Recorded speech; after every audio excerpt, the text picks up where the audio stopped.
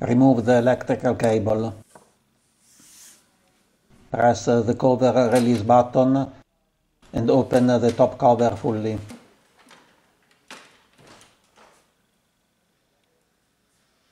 The fuser unit is located inside the printer, just behind the 4 image drum units. This is the fuser unit handle. Be careful, if the printer has recently been powered on, the fusers will be very hot. Better to switch the printer off and wait at least 10 minutes for the fuser to cool.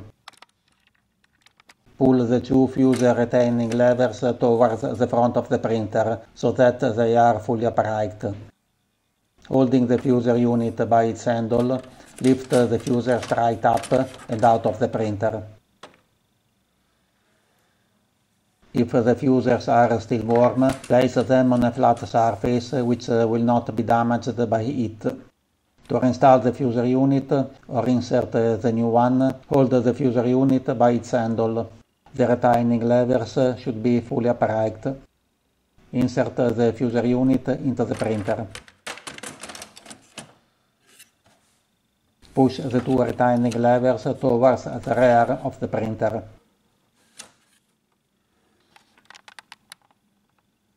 Close the top cover.